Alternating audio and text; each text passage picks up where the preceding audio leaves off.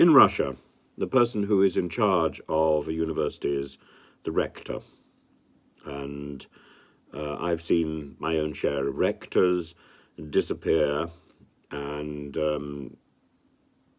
find that their jobs no longer exist. It's generally a political motive, and it happens quite rapidly.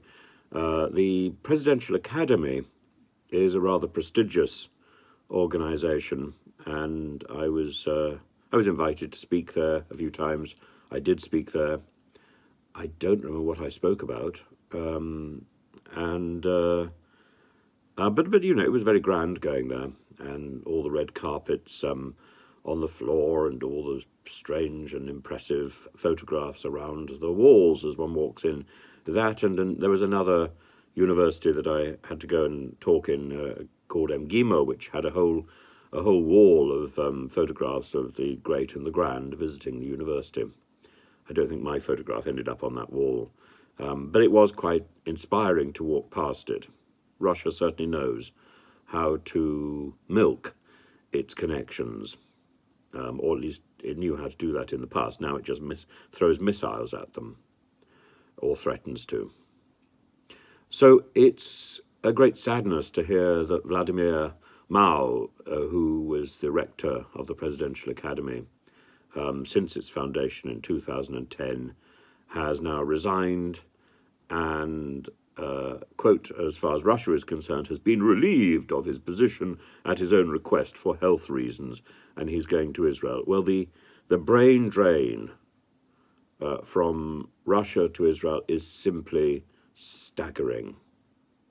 And the number of Russian academics that I know who have now fled to Israel has gone beyond a sort of counting figure. It's so everybody, almost everyone I know, has fled from Russia.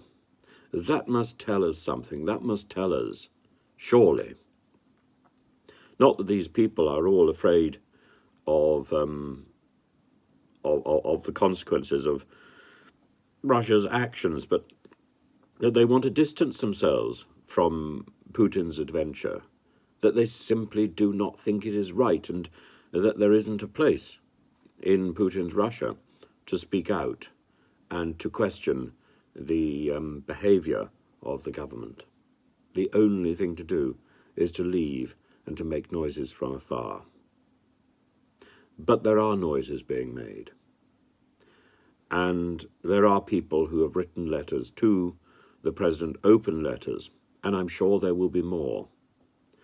All we need to do now is to get the word out that the propaganda, which is caked on the Russian soul at the moment, is simply rubbish. There is no threat to mainland Russia by the West. There is no threat. The West is simply there to support Ukraine in its battle to survive the invasion, the illegal and unreasonable invasion by the predatory Kremlin. That is it. There is no threat to Russia.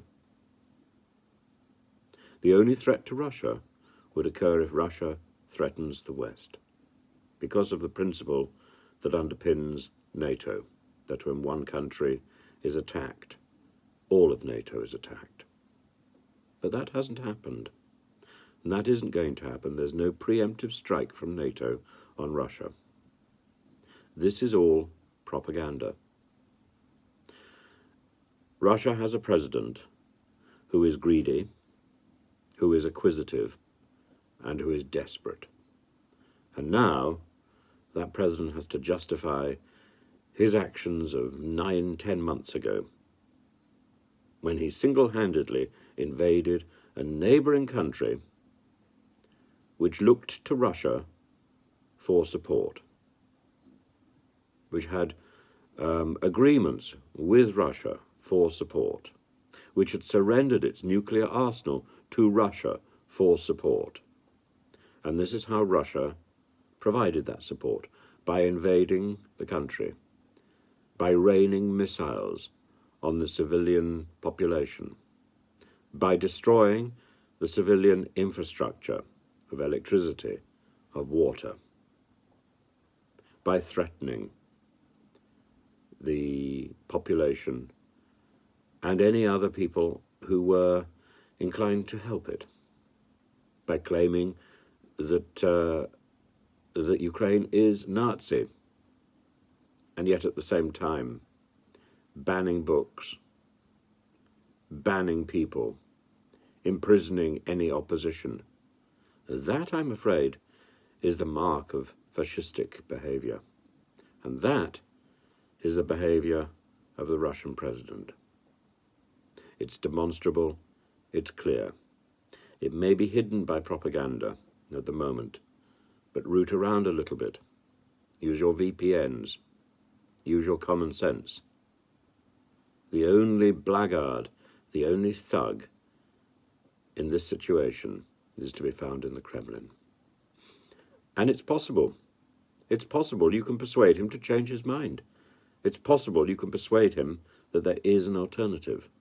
That alternative is to withdraw from Ukraine, to negotiate peace, and I think at this stage to resign and to be replaced by a democratic leader. Your choice, Russia.